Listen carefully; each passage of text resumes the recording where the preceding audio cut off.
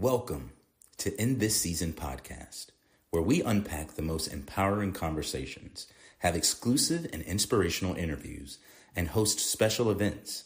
Join Tammy, some call her Butterfly, and explore life's purpose by learning how to embrace each season of your life with confidence, strength, and purpose. Whether you're blooming in the spring, or shining in the summer, or embracing change in the fall, or gracefully hibernating in the winter, get ready to be inspired. Join us right here on this season of In This Season podcast with your host, The Butterfly. It's time, no matter what season it is. Good morning, B. Good How morning, you Mama. How you doing? I'm good. How you doing? doing? Good. How are you? I'm good. I'm good. You see, I done upgraded in the background here. Oh, second now. Whoa. What about? Okay, this is a different kind. Y'all ready? All right now. Whoa. You still got the finger up. Finger Oh up. yeah, yeah. Oh, There hey, you what go. they do? You got. Yeah. Coming in like the Capitals, right? Uh-oh. Wow, Brandon. Hey, pimping wearing you or you wearing the pimping? Are you pimping us? Whoa. Hey, Come on. it ain't Bring it in. nothing but a screen. How you doing, sweetie? I like it though. I really do. Good, good. I'm moving some things around and getting everything situated in the house. So I was like, nah, I can't let y'all see the transition. Yeah. But good morning. How are you? I like it. I'm good. Good morning, everybody. Miss Brenda Davis is in with us. She says, great everything. Great Sunday to everyone. And Big Mike says, good morning, everyone. So thank you guys for rocking with us today on this Sunday. So I'm good. It's crisp, cold kind of Yeah, it is. morning. Yeah. So Very, very. I actually should have brought some plants in from outside. You know, when it gets cold, but my wife has some tropical plants and stuff, and we every year have to bring them in so that they don't die from the frost. Y'all We'll going to be see. bringing them in? We brought some in, but there's more to start bringing in. Okay. Yeah. Yeah. Well, y'all, this one I didn't get to read, but I did, putting those quotes in. The quote is quite interesting. Mm. So, I met a young man yesterday, Brandon. Dre is his name. I can't remember the last name. It's a different last name, but I hope he's listening. If you are, let me know. But I met we had a really good, deep conversation, and much of it was kind of about what we've been talking about, especially yesterday. He brought up, the ego and some other things. So sorry, got a piece of hair here. So I'm looking forward to just meeting him and getting to know him a little bit better. Young brother, in the arts, sings, writes poetry, music, all of that. Just came back from New York, and I don't think he'll mind me saying, but he was like, Miss Tammy, he said, I wondered why did I think I'd never make it to New York? He said, I was so, kind of intrigued about being there. Like, I'm in New York. He said, I had to kind of sit in the fact that, why did you think you'd never get to go to a place that has so much to offer someone like him, doing what he does and things like that. So we got deep about our thoughts and how his life, he said 2024 was the greatest lesson of all of them because he grew and he's still growing and he's learning about himself. And now he had to turn that mirror inward, basically. So just had a great conversation about a little bit of everything. Like Brandon, he's somebody that I'd like love for you to meet. You could just tell, he said 2024 felt like years Mm. just because of how much growing he did and things like that. So, Well, shout out to everybody that's doing some transforming and yeah. growing. Yeah, yeah. And as a result of his growing, his relationships with others, as best can be, are growing as well. Yeah. So yeah. So that was one of the highlights of my day yesterday. A few other things, but that was the highlight. That was the most positive one. So there you go. Let's see. That's what's up. Yeah. Monique is in the house, and we all have to say happy birthday to her. Happy She said, birthday. after I get a cup of coffee and get my voice warmed up, I'll sing for you, right? Go. Good morning, Monique, and happy birthday to you. Happy birthday to you. So y'all give Monique a shout out. Happy birthday. Send her some love. Awesome. Awesome. Yesterday for me, I went to some MMA fights. Had some friends fighting last night. Hmm. And both won their fights. And it was just good to see them reach their goals, to work hard, make the weight cut, get in there, do their thing, come out. Nobody had any injuries or anything. So it was a blessed day. We had a good time. Got back a little late. Did Hmm?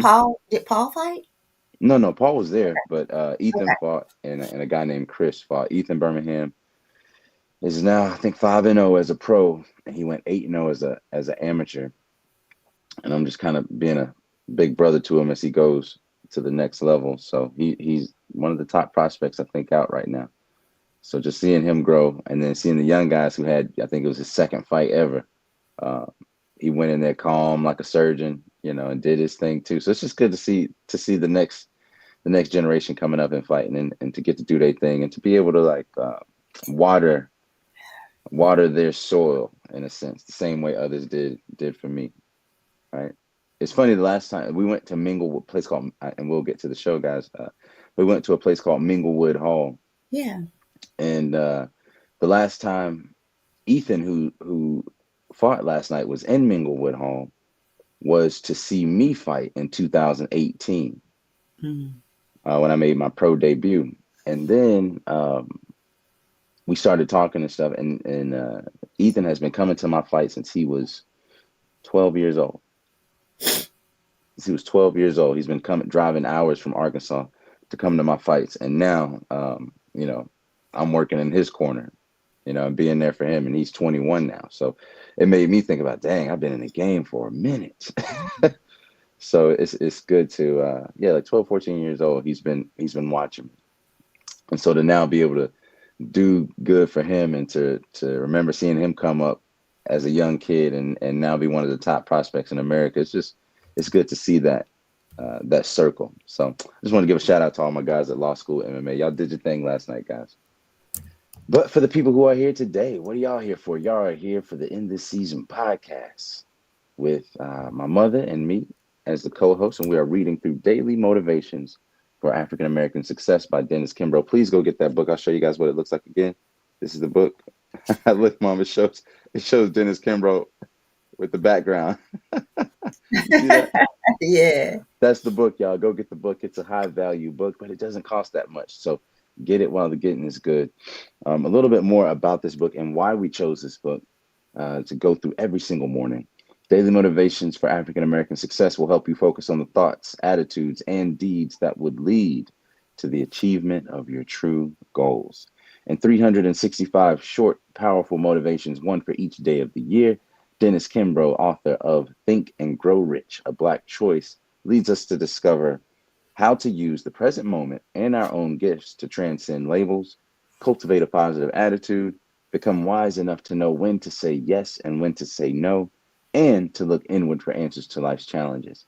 Each motivation begins with words of wisdom from such distinguished and celebrated African Americans as Malcolm X, Marion Wright Elderman, Whoopi Goldberg, Charlene Hunter Galt, Bill Cosby, Carl Rowan, Mother Hale, Reverend Leon Sullivan, and hundreds of others. This treasure trove of practical inspiration will give you fresh encouragement every day of the year, and what it teaches will last you a lifetime. So let's get into it, Mom. Anything else you want to share before we jump into today's selection? No, I think we're good here. Sounds good. So let's go. Today's selection is November the 24th. There we go. And the title, not that much different from yesterday. Today is Lethal Weapon 2. So yesterday was Lethal Weapon. And today's title is Lethal Weapon 2. Tony Brown, the journalist and talk show host, gives us our quote of the day. And Tony Brown said, "Nothing attracts so much attention as how Black America spends its money." Nothing attracts so much attention as how Black America spends its money. Money is an important weapon because it is an instrument for good or evil.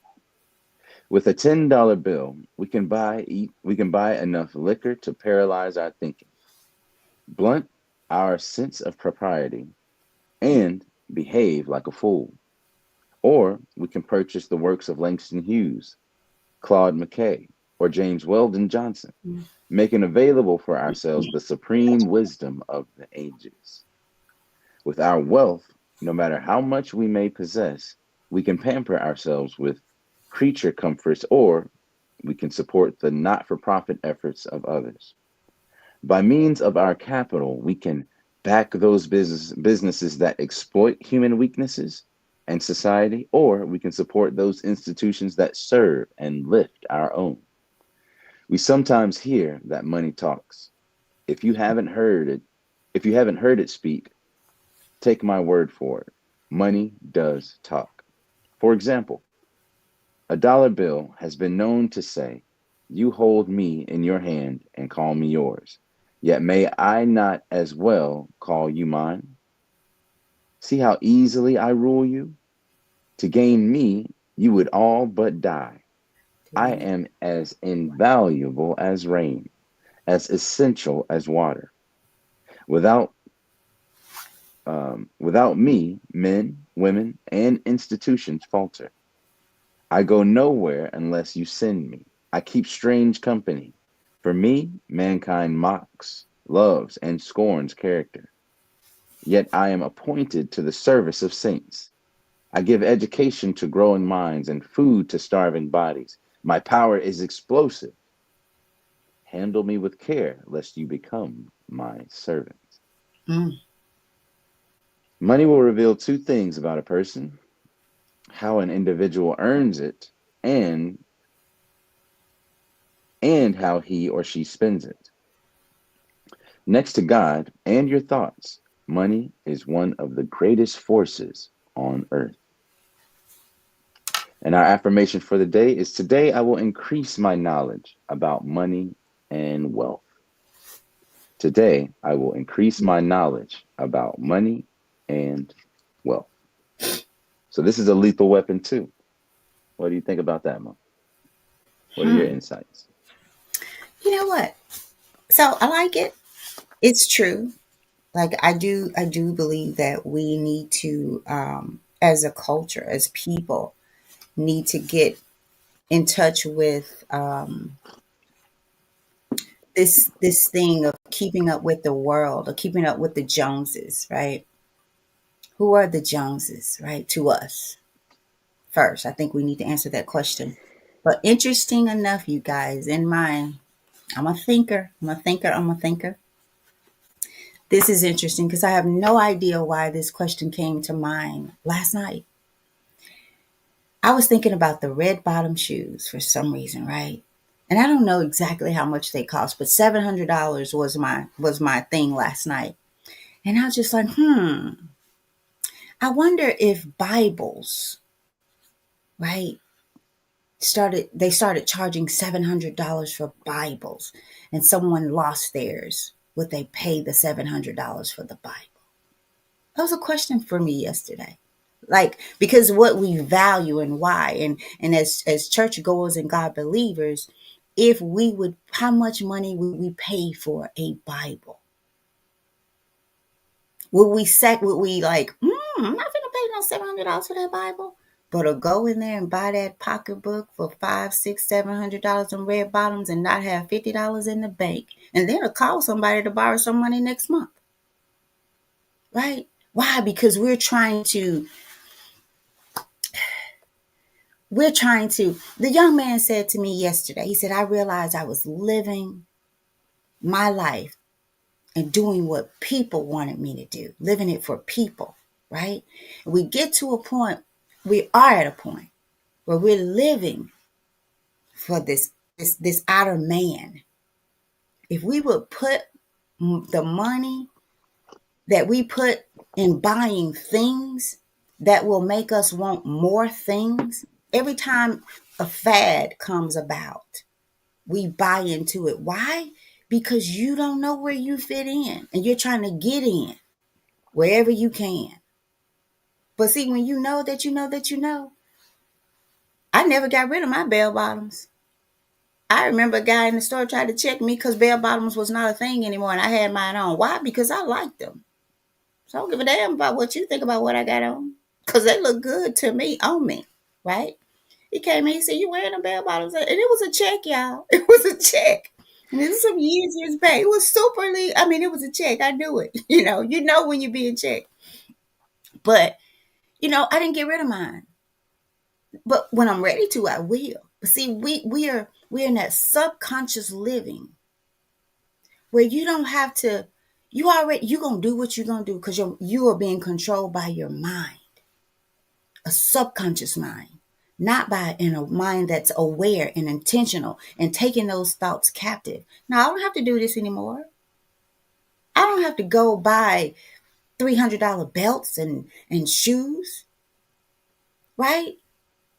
But I'm going to use this, got air coming through the windows and in your doors and you won't even get a new window. My windows are fine. Not even realizing your windows are affecting your utility bill. As the lady told me, penny smart, dollar foolish. That means you are counting pennies and losing dollars, right? Trying to satisfy a people who ain't even satisfied with themselves. So Lethal Weapon 1 was you don't know the power within you, right? Just being pulled and yanked here and there. And it's like the Making of a Slave document tells us that they said, we don't have to do anything else. We got them. We got them.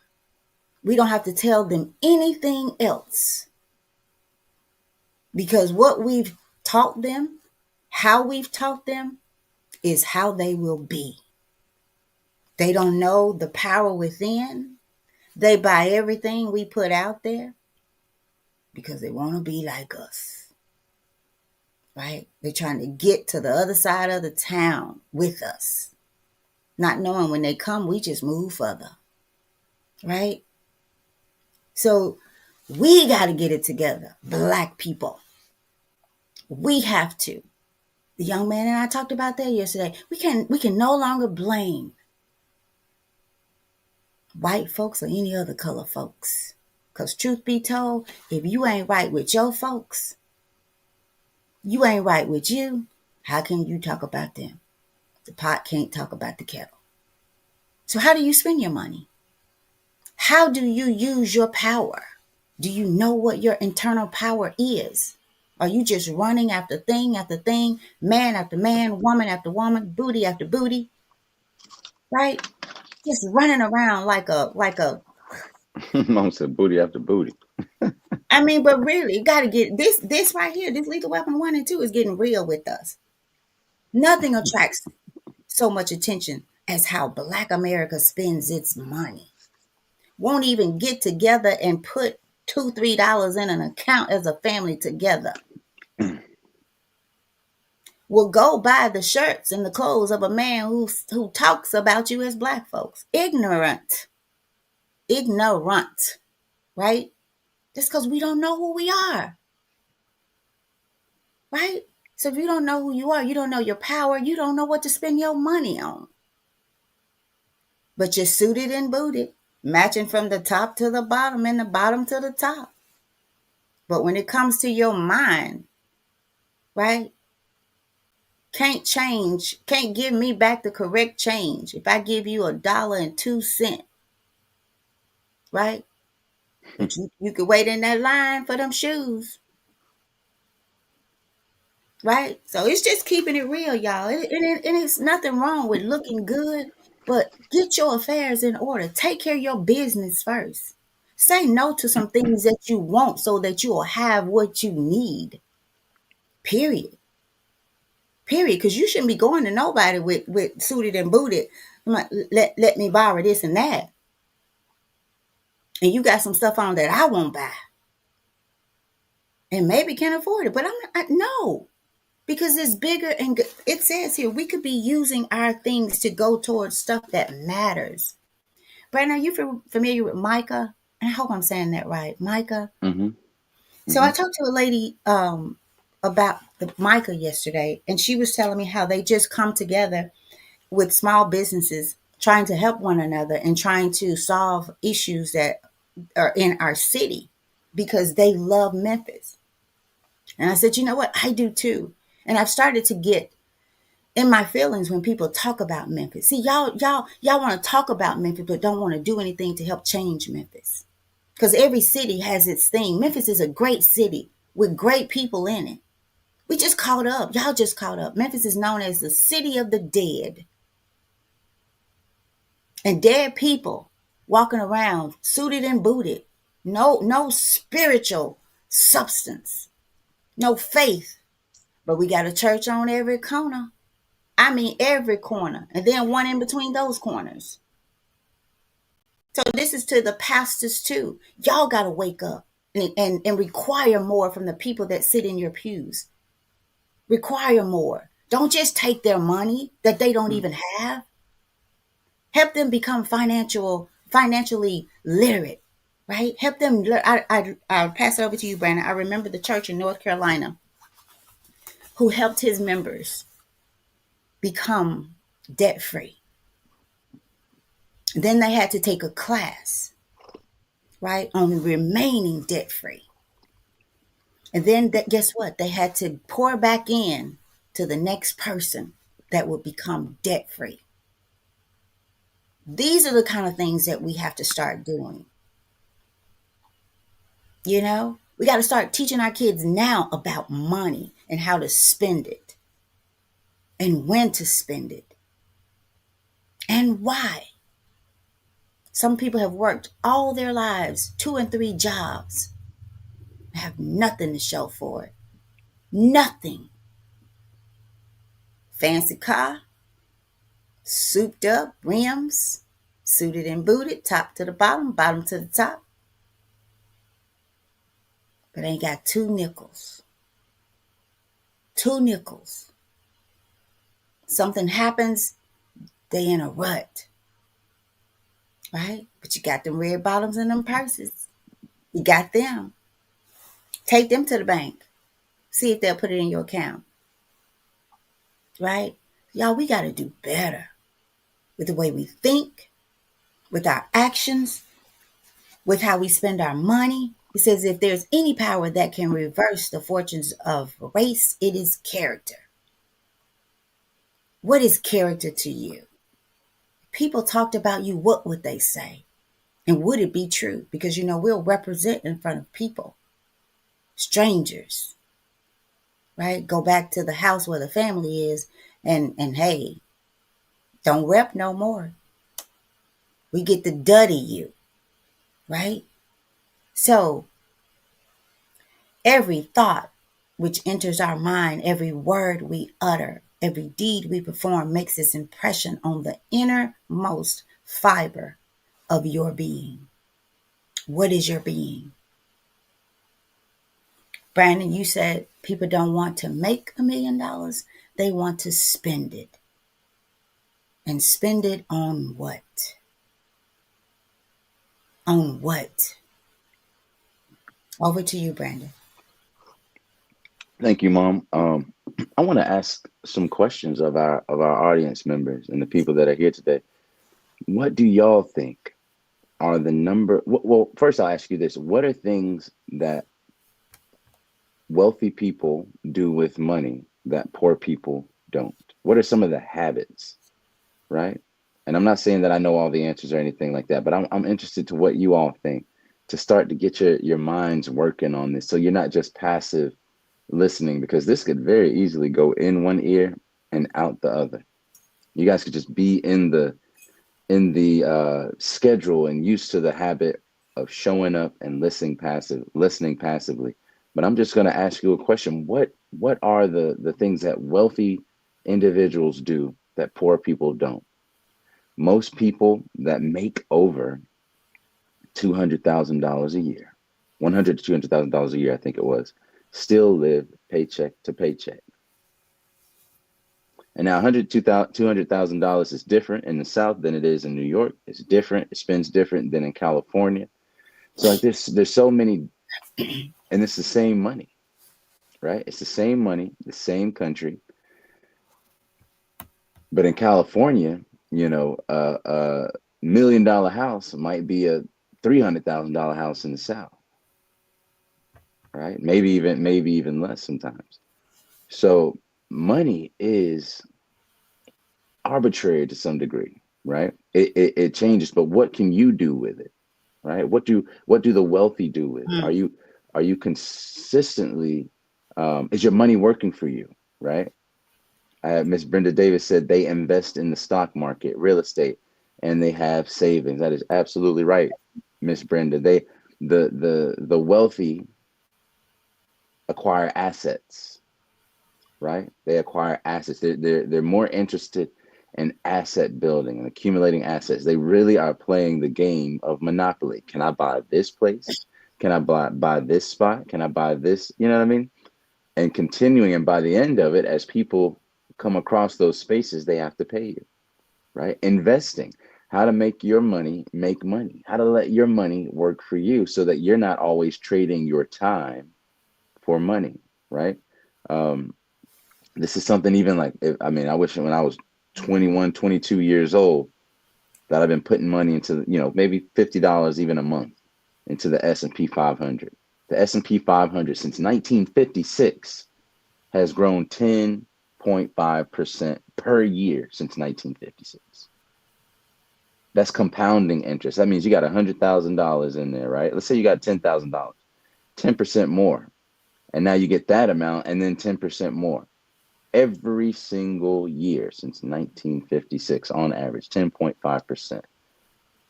If you guys don't understand compound interest, go put that inside of a Google compound interest calculator and see how much that money would be from, let's say, 1980 to 2024. Right? It's enough for you to quit your job and to do what you want to do, because as of right now, we are very used to trading our time for money, right? Trading, and what do we need that money for? To pay bills or to keep up with the Joneses. So you're always going to be in that same cycle unless you put something away for yourself, unless you put something to the side and save it up. And also, most wealthy people, I'll add mine, don't keep the majority of their worth or their money in a bank account. Interesting. For every $100 that you have inside of a bank account, let's say that 7% interest, for every $100 that you have this year, it has $93 worth of spending power next year. Even though it still says $100 in there, it might as well say $93. And let's, what do they give you, 0.5 to 1% interest? So let's say, all right, it's $94. And we think, oh, they got a whole percentage. Do what the banks are doing with your money. They take your money, and as soon as they get it, they either lend it to the person behind you after you walk out the door and charge them an interest, or they put it on the stock market, right? And trade it in some kind of way. So instead of leaving your money to decay in the bank, why not keep it in keep it in an asset like stock, right? Like real estate. Because a bank account, in all honesty, you are always going to lose buying power. Right. So what other things can y'all say? So we have Tracy, what's up? Said they turn it to make more. Yeah. What up, cuz? They turn it to make more. And then Mike Arnold said they hire their own and keep the money in the circle. That's true. That's true. Any others? Any others? What do you guys think? And while you guys give some of those answers, look at how much money can change what we do. Right. I've seen these videos from YouTubers and such and the like, where these guys will, see a beautiful woman walking down the street, right? And they'll walk up to her or around her and speak very nicely, hey, how you doing? Trying to get to know her or trying to see if they can exchange numbers and meet up at another time, maybe go on a date. And she will look at him, put her nose up in the air, and keep walking. He's like, okay. And so as she keeps walking, he kind of walks ahead of her and goes off to the side. And he goes right next to this new Lamborghini. Gets in. She's like, oh, Oh. oh, oh, this is your car? Oh, right? I'm talking all kind of stuff. And right, like, and how it changes the character. There was one where this one was like, I have a boyfriend, I'm seeing somebody, multiple, I'm seeing somebody, I got a boyfriend, I'm doing this, I'm doing that, I'm on my way, I'm in a rush, I gotta meet my friend, and all these excuses, but oh, now since she ain't got no man, all of a sudden, well, we've been having issues, all of a sudden it's, where are you going? I ain't got nothing else to do. Yeah, my friend just canceled. Everything in the world moves around. It's like the staff of Moses. Nothing else. The water just move away from it. And now it's all open and clear. And there's a clear path for y'all to go. And the guy, in most cases, is like, nah, don't get in my car now, you gold digger. And they're like, me, I ain't no gold digger. I just like your car. And to be able to say stuff like that and to not feel filthy and to not Mm. feel like a shallow whore, right? Like, I mean, like a five And it's cent like whore. the trash collector we talk about. If he may own it and just one day he's coming around to pick the trash, maybe someone didn't come in and he's filling in. It's his business, right? And he comes up to your house, ladies, and he's getting your trash, right? Yeah. And he tries to, tries to get his rap on with you, find you attractive, right? How, be honest, ladies. What's your thoughts, right? When he tries to talk with you, he's picking up your trash, but what are your thoughts? That And would be a then great later movie, wouldn't it, find though? out that he is the owner. He owns it, right? So see, we make the money, but what really tells you about you and how you feel about money is what you spend it on. Take inventory, And how it changes you. right? That's How what I'm it saying. It's makes like, how, does it how make does you it change feel? you? Yeah, what you used to buy it with, right? How it changes you, why it changes you. Y'all, I go right to the Salvation Army, to the thrift store, and I'm talking about get so many compliments on what I have on when I do dress up and go out, right? I'm not going to go foolish. Foolish. For me, that's foolish. For me, never wanted the guy with the souped up car. Why? Because I know you got to pay for that. More than half your check is going to that car. People, we spend $600-700 on car notes. That's not counting insurance, and then you put rims on them, right? And then you got this. I can hear you coming. Your radio miles and miles away, and no shade on the apartment because I've lived there. And then you back that baby straight up into an apartment, never thinking about buying a house, rental property, right? Buying a house, moving to another one. That's another thing. White people buy real estate. They start small. They get a small house, maybe a townhouse, and they had them babies and they live there for some years.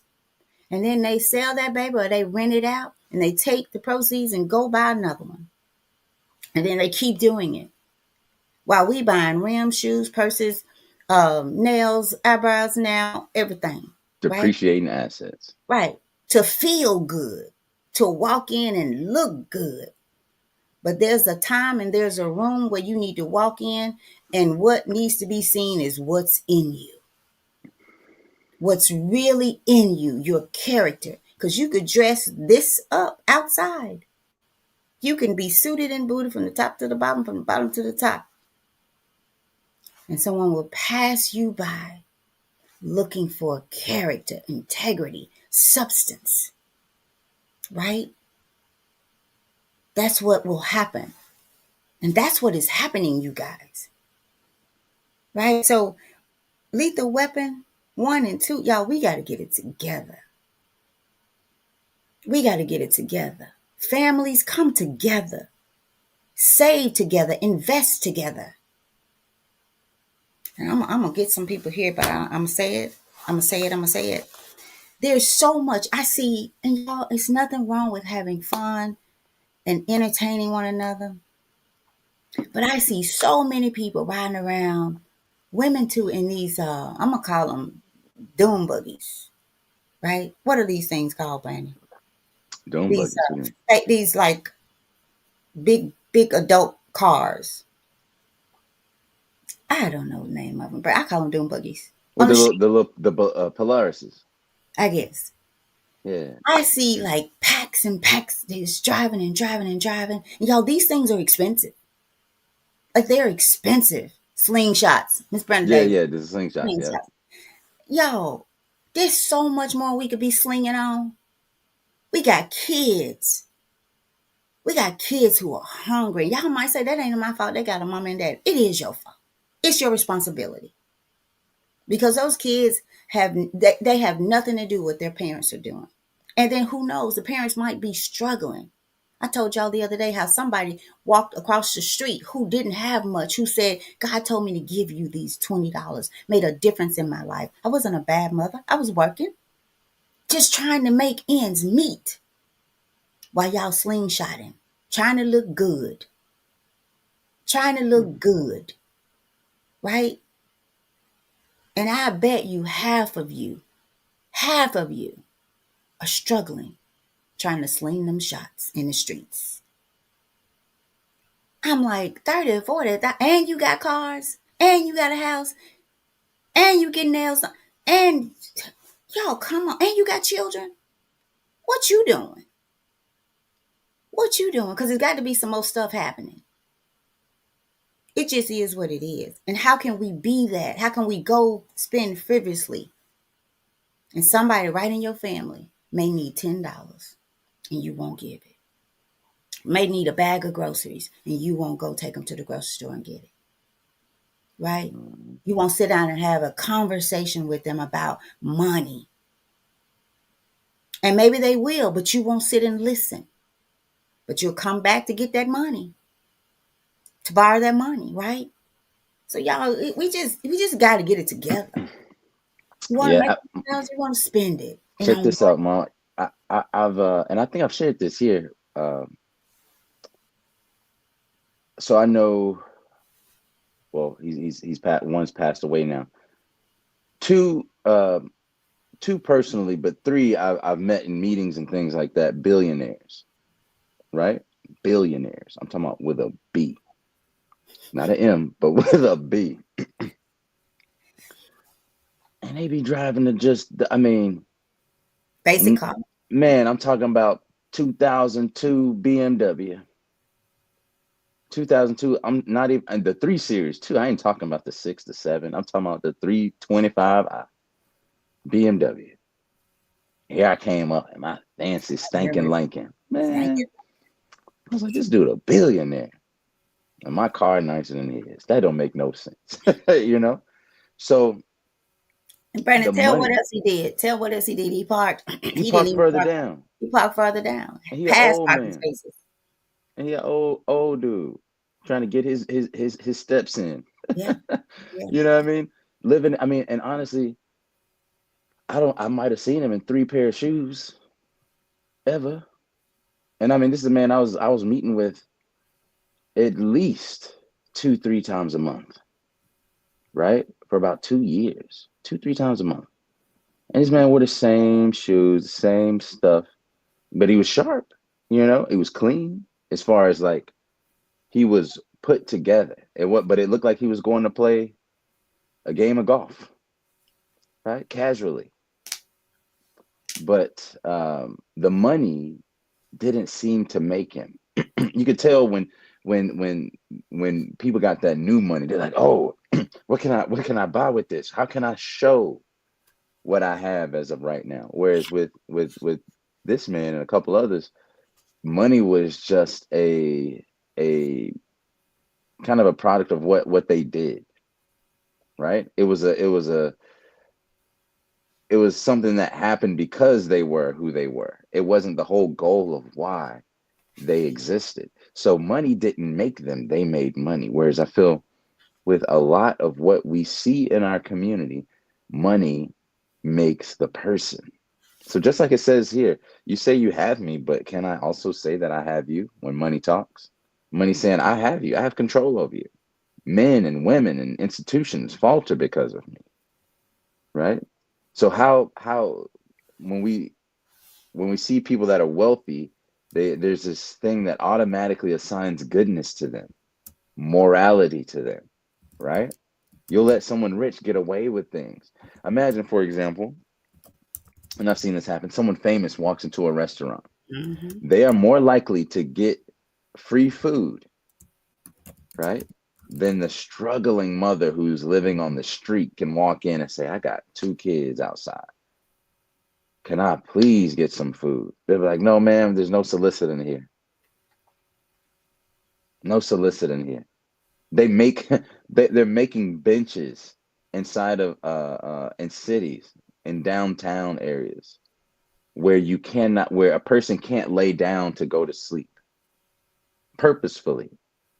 They're making it illegal to be homeless, Crazy. right? While they send billions overseas, right? While we spend, the money you go to retrofit all these different benches, you could have built houses, right? So, but we are responsible for that. We're responsible for not holding our institutions, our representatives, accountable, because we see money and we allow it. We assign value to people based on the money that they have. So, hey, those people that don't have any money, they're not that valuable.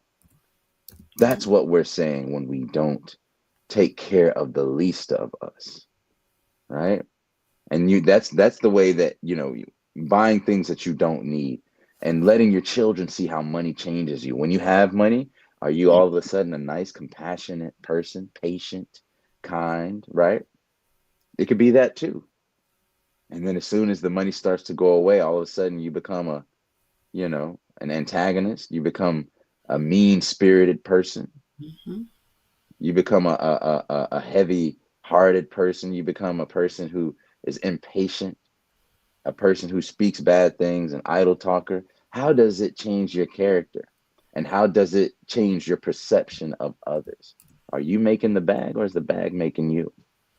All right, so we really have to think about these things, Mom. I think that's all I got, but I wanted to start to ask you guys some questions on how money affects you, how you respond to money, right? And I'll leave you guys with this story. I think I've shared this before. If you had a choice right now, someone came in, they knocked on your door and said, I've got $10 million and it's all for you. This $10 million is just for you, right? But, well, I'll start before that. This $10 million, if you walked there, if you got that $10 million and you walked outside and God forbid you had a flat tire, would it mess up your day? God forbid you got into someone cut you off in the road. God forbid somebody insulted you, right? Or spoke out of turn to you or something, made you feel like, well, they coming for me today. Would that antagonize you and get you riled up to the point to where you then start to return the favor? Would you allow it to make you different, right? Now, let's put a caveat here. That $10 million, you can take this $10 million, but if you do, today is your last day, and tomorrow you will die. You can have this $10 million today, but you just don't get tomorrow. You don't get to wake up. I guarantee you, you would not take that $10 million. You will take tomorrow over $10 million. But if you got that $10 million and there were no strings attached to it, boy, you'd be so happy. Couldn't nobody mess up your day. Couldn't nothing go wrong in your day. Everything is automatically perfect for you. Now all of a sudden you feel like a good person. All that character stuff you was working on, it don't matter no more. We are set. Mama, look, we made it. But in context, you wouldn't take it if you didn't have tomorrow. But now check this. You woke up today. God willing, you'll wake up tomorrow. So you obviously value, because you didn't take the $10 million, you value tomorrow more than that $10 million. But when you woke up this morning, did you feel like everything was okay?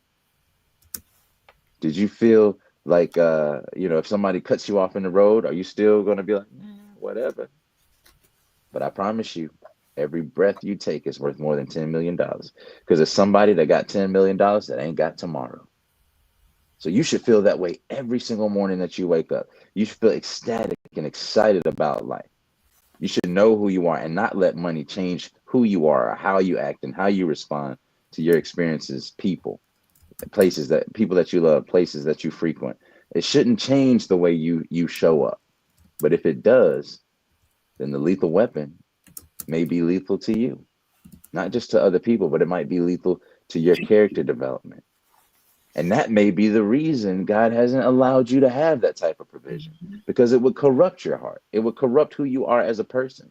When you broke, boy, you praying all the time. You praying all the time. Lord, please this. Lord, help me to understand this. Guide me, God.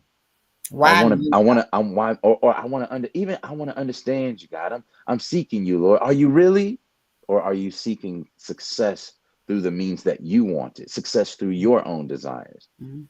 Are you seeking God, or are you seeking gold? Are you worshiping God, or are you worshiping what you can do with what God can give you, what God can provide to you? Is God your, do you look at God like your vending machine where you put a 25-cent prayer in and you get something out? And that's how a lot of pastors get you. You sit there, give them all your money.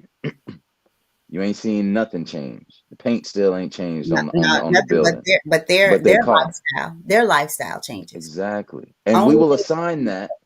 We will assign that, oh, he has that money because he's such a righteous man. No, Miss Daisy, you've been giving him $300 a week, $100 a week, Miss Daisy. And now you think he's a good man because he pulls up in a nice car, that God has blessed him. No, God is testing him, and you too. and you too. So don't think because I mean Pharaoh was rich. Hmm. Pharaoh was rich. Okay. So we have to consider, is the money, are we making the money, or is the money making us? Ask yourself that question today. Educate yourself, like the affirmation said, on finances, on wealth, on money. And there's a difference between being rich and being wealthy. How content are you with what you have? Once you become content, and I don't mean you have to be, say, I don't want to do better, but once you are content with what God has provided you, with your station in life, I think that's only when that's the times when I feel like only God knows where you can get more, when you're satisfied and grateful with what you have. And understand that your poverty could be a test as well as your wealth could be a test. Poverty is a test for some people, and wealth is a test for other people. You might have millions of dollars, right? And you spend none of it in charity. You give nothing back at all, right? Or you could have $1 million and you say, I gave $1,000 today and feel high and mighty. But $1,000 is a drop in the bucket to a multimillionaire. But just like I said in that story in the Bible, this woman can come with the last that she has, right? And she said, Lord, I'm giving you a good loan. And she's still the same character when she came as when she left. She had more faith, and that little bit meant more to God than that $1,000 from that multimillionaire who was doing it for people, Mm-hmm. who was doing it for glory, their own glory, not the glory of God. Mm-hmm. So they allowed the money to make them. And so when that day comes, when death approaches them, and the angel of death pulls their soul out of their body, they'll be so attached. It'll be like ripping hair out of steel wool. You know, it'll be like scratching nails on a blackboard, that because they'll be clinging, their soul will be clinging to their body because so much of their identity has been put in things of this world. Mm-hmm. They're too attached, right? So think about these things today. Educate ourselves as we bring this to a close. Is there anything else on your side, Mama? So, yes, Brandon, I'm back at November 18th. I want to go back to that for just a moment. Something for Nothing was the title there. But, Mm, Brandon, you talked about the $10 million, y'all. 10 million, I think one of the moral of that story is $10 million can't buy you tomorrow. It can't even buy you a today. mm, Because people with $10 million, billion die. they die too, right? They have a soul as well, right? So $10 million can't buy you what really matters, and that is life, right? Now, it could trip you up with the things that you can buy with it. Mm-hmm. But in most cases, the things that we buy with it, we're going to need another $10 million at the end of the year, right? To just keep up, right? And so we got to get to a point where you've said before, Brandon, when our wants are our needs. We want only what we need, and then we're grateful with it. Mm-hmm. Grateful that we had life today. We have it for this time. Grateful that we have food, shelter, clothing. And they don't have to have a name tag on inside or on the back, right? Because if I'm gonna wear a name, if I'm gonna spend that much money on clothing, it's gonna be my name, right? Right. Not anybody else's. And I'm gonna pay that much for it, like really, right? And then, yo, we want to be seen. I'm gonna tell you why. We gotta dress this outer man up. We want to be seen, not heard, not valued, not known. Why? Because you've not seen yourself yet, right? You don't know yourself yet. You don't know your value. You've not heard the calling of your soul to become one with yourself. Thus, you're looking for all of that from others. And you feel like you got to dress up to get it. You got to look like the Joneses to be like the Joneses, right? Well, you might not even know that Jones is probably struggling, following or trying to keep up with their Joneses, right? So y'all, we gotta get it together. And some of you may be out there thinking, well, we don't get paid what they get paid. And I'm gonna tell you a story that you've heard on here before. I know a family, a couple, a husband and a wife who decided that they would not live above their means, right? This man, his entire life never made over $10 an hour, but retired before people who made $50 an hour. They put their minds together. They worked together. They did not spend crazy, right? And thus, they get to sit down and get up and go when they want to, and have been doing it for years. So don't tell me that nobody paid you what they paid the white man. No, you didn't do you didn't do good with what they did pay you. Right? You didn't use it wisely. So as we come to a close, I'm going to ask you guys to go back to today, November 18th, Something for Nothing, and revisit that show. If you were here with us, listen again. If you weren't, go back. The title, Something for Nothing. And the quote, poor is a man who only possesses money. And I'm going to say poor is the man who thinks that money is the answer. Poor is he or she. It says, how much money can you accept? That seems like a loaded question. This acceptance seems to be determined by our own consciousness. How conscious are you?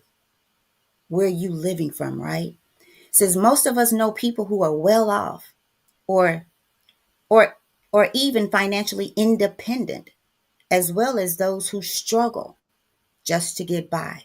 What's the difference? If a man with virtually nothing is given a large sum of money, it won't be very long before he has nothing again, right? So think about that, y'all. I'm not gonna read the whole passage because you have to do the work as well. Go back and read that, listen to that show, right? And if you were given $1 million, how long would it be before you're broke again? Or you go to your bank account and think, oh, where did the money go? Where did the money go? Because too much is given, much is required. And maybe that's why you've not been given your inheritance, because God knows what he requires of you in and through it. You will not get it. As Brandon said, it will ruin you. even the more. So there you go, Brandon. I'll stop because I'll keep going on this one.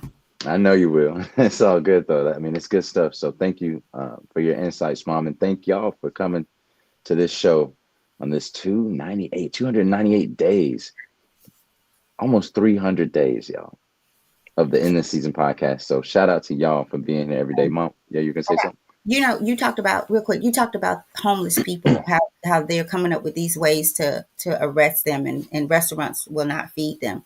Yo, we were in a restaurant late one night, and this homeless guy came in, of course, wanting food. We were going to pay for a meal, wanting him to sit down and have a meal. Do you know the restaurant didn't even want the man to sit down with us paying for a meal? Did y'all hear what I'm saying? Did y'all get up and leave? Yes, absolutely. Good. So they lost. Now because of course meals. we had already, so we had to pay for our food, but they did not want. Like, why? We are paying for the food. What do you mean he can't stay? What do you mean? Yeah. It's a restaurant. Poverty's the new nigga.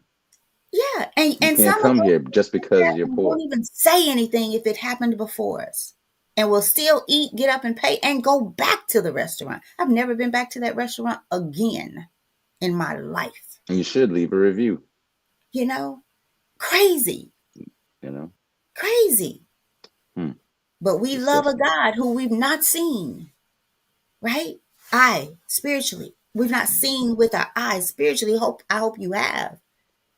But if you can't love a God truly like that and not feel some kind of way about God's child not being able to sit down and you pay for his meal because of the way he's dressed, he's homeless. Y'all, come on.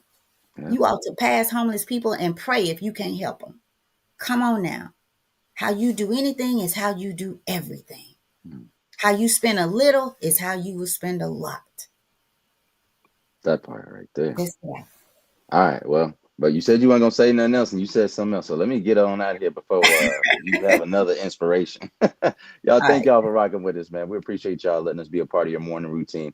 Please do us a favor, not even a favor, do yourself a favor and go like our channel and turn on those notifications on the YouTube channel so you get notified every time we go live. We got a couple people in that we haven't seen in a while. Y'all go to that YouTube channel, get off of Facebook, go to YouTube. Click this link, like our channel, subscribe to the channel, and turn on those notifications. Again, get the book, Daily Motivations for African American Success by Dennis Kimbro. Go get that book, support this Black author, and we will see y'all tomorrow, same time, same place on the In This Season podcast. Come on, Brandon, you got to go out. You got to go out with the ducks. I got to go out. You got to. Come on, feed them ducks. My tea. I got tea today. I didn't even do my coffee again. I got to have my coffee this morning. I got to wake up. I ran out. Y'all, get you some coffee. Get you some coffee. Go enjoy yourself. How you run out of coffee? I don't know, man. It might be creamer. Oh, okay. It might be creamer. So I'm about to go get some now, though. I'm telling you that. How you spend a little is how you spend a lot. I'm gonna get a lot of coffee. There you go. So you don't run out. Don't run out. All right, y'all. We love y'all. All right. Peace.